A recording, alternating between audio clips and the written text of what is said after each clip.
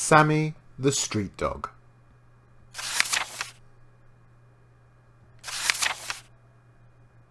A smell of burning woke Sammy up. He wasn't sure if he was dreaming, but as soon as he opened his eyes, the thick black smoke on the street stung them. Quickly, he got to his feet and ran to see what was happening. Inside the bakery across the street, a fire was raging, and Sammy could see the flames through the windows. Sammy could hear children inside crying. Just then, the baker appeared, leading his family out onto the street, away from the fire. They stumbled out of the door, coughing because of the thick black smoke. Chaos awaited the baker outside. Many buildings were now on fire. People were running to escape the flames.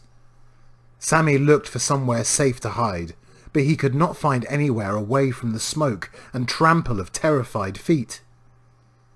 Suddenly, behind him, there was a large crack as the bakery collapsed. Sammy just managed to jump out of the way of the falling building as wood and ash fell around him. As quickly as his legs would carry him, he ran down the street and away from the fire. He ran for what felt like hours. Eventually, he found himself in a quieter street. Here, the people stood around talking about the fire. No one was running. No one was scared. Sammy slowed down and began to walk. Sammy's brown fur was black and matted from the soot. His usually wagging tail hung low and his kind eyes were full of fear. He found a corner and lay down sadly. It wasn't long before he fell into an exhausted sleep. Later that evening, Sammy was awoken by the sound of shouting and people running.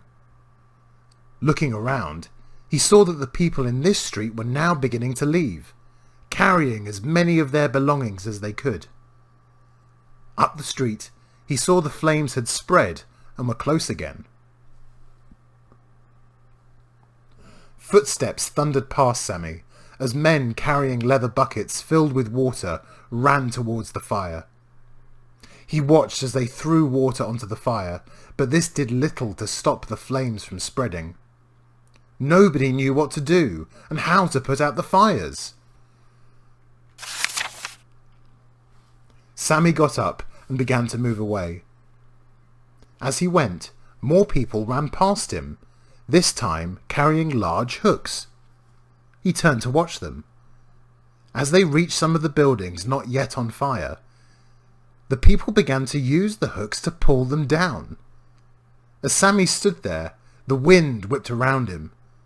He watched as the wind caught the flames and carried them to more buildings. The fire continued to spread throughout the night. Sammy left the street. Scared, he wandered around all night, moving from house to house, desperately trying to find safety. Some kindly people took pity on him and fed him scraps of food, but many shouted at him angrily to get out of the way as they ran past. By the morning, Sammy had come to the river and he lay down to rest. As he lay there, people began to arrive at the riverbank with their belongings.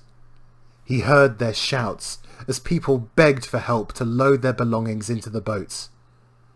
A woman was pointing to the Tower of London, and Sammy could see that the fire was now spreading in that direction.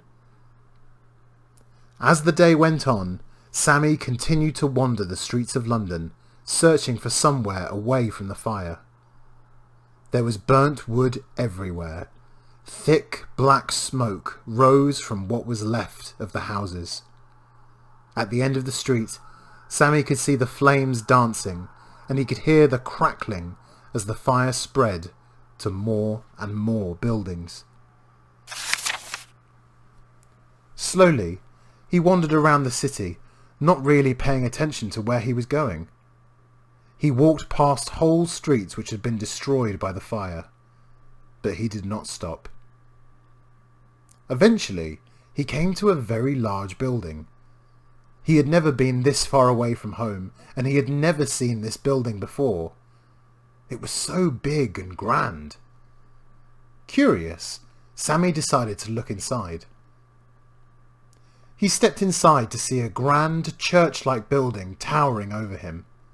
There were many benches, pictures on the walls, and a large altar at the very end of the room. Sammy walked further inside to investigate. Finally, he felt safe. The smell of smoke was distant, and this place seemed like a safe place to rest his head for the night. Sammy fell asleep as the evening drew in, and it wasn't until the next morning that he awoke.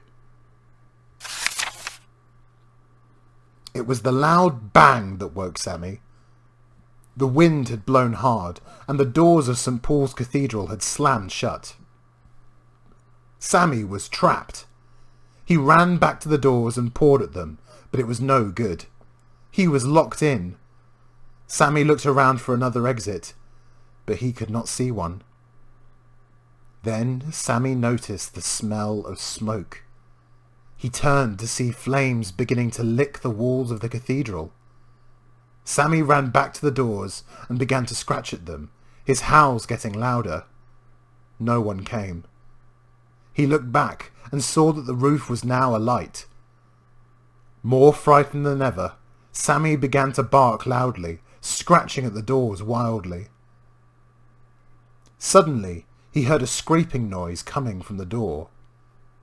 The handle turned and the door flew open. Stood at the door was a tall man with short brown hair and torn, sooty clothes. He gave Sammy a friendly smile and let him out of the smoke-filled building.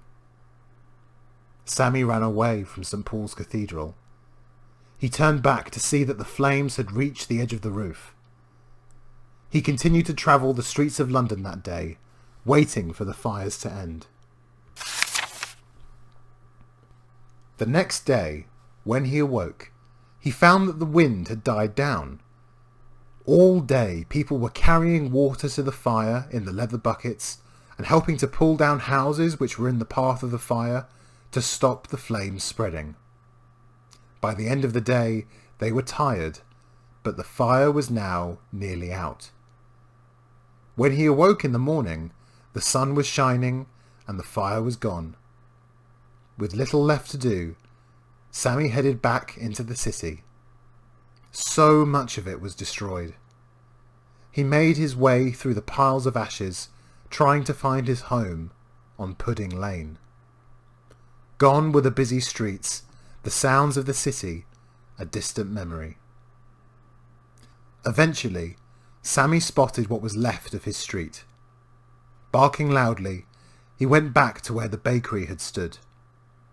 All that remained was a heap of still smouldering cinders. Sammy knew his home would never be the same again, but he was relieved that finally the fire was over and he could rest in safety once again.